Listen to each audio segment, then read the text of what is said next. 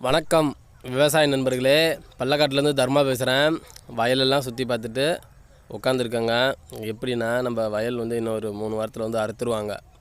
அடுத்தது வந்து என்ன வந்து விவசாயம் பண்ணலாம் எப்படின்ட்டு யோசிச்சுட்டு உட்காந்துருக்கேன்.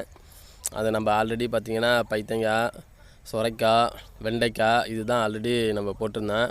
ஏதாச்சும் புதுசாக ஏதாச்சும் பயிர் போடலான்னு தான் சிந்தனையில் உட்காந்துருக்கேன். ஏன்னா நம்ம மண் வந்து மணல் கலந்த வண்டல் மண்ணாக இருக்குது. அதுக்கு தகுந்த மாதிரி போடணும். என்ன அப்படின்னா, மிளகா போடலான்னு ஐடியாவில் இருக்கேன்.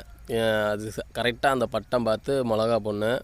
அது மாதிரி மிளகா போடுறப்ப நிறையா பேர் என்ன தப்பு பண்ணுறாங்கன்னா, நிறைய பேர் நான் பார்த்துருக்கேன், மிளகா மட்டும்தான் போடுறாங்க. அதில் மிளகாய் ஊண்டிட்டு அதை மட்டும் விட்டுறாங்க. அதில் வந்து ஊடு பயிர் வந்து நிறைய பேர் எதுவுமே போட மாட்டேங்கிறாங்க.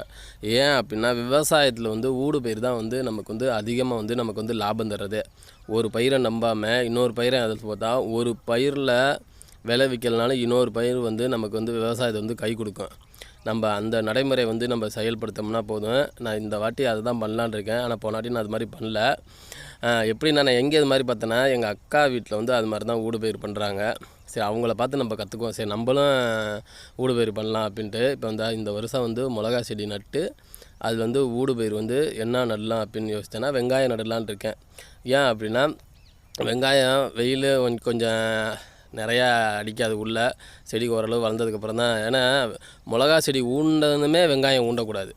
ஒரு கொத்து கொத்துறோம் பார்த்தீங்களா, மிளகா செடி கொத்துனதுக்கப்புறம் அப்போ ஊண்டினா தான் 2வது கொத்து கொத்துறப்ப செடி கொஞ்சம் வளர்ந்துடும். மிளகா செடி வெங்காயத்துக்கு கொஞ்சம் நிழல் கட்டும். அதனால் வெயிலில் வந்து ரொம்ப இதாகாது. ஏன்னா இதுக்கப்புறம் வந்து வெயில் காலம் தான் இனிமேல் வரப்போகுது. அதனால் வந்து நம்ம என்ன பண்ண போகிறோம்னா, இந்த வாட்டி மிளகா கன்று ஊண்டி வெங்காயத்தை ஊடு பயிரை ஊண்டுறோம். சக்ஸஸ்ஃபுல்லாக பண்ணுறேன். அது மாதிரி பண்ணுறப்ப உங்களுக்கு அந்த வீடியோ போகிறேன். மறக்காமல் வந்து நம்ம சேனலை சப்ஸ்கிரைப் பண்ணிடுங்க.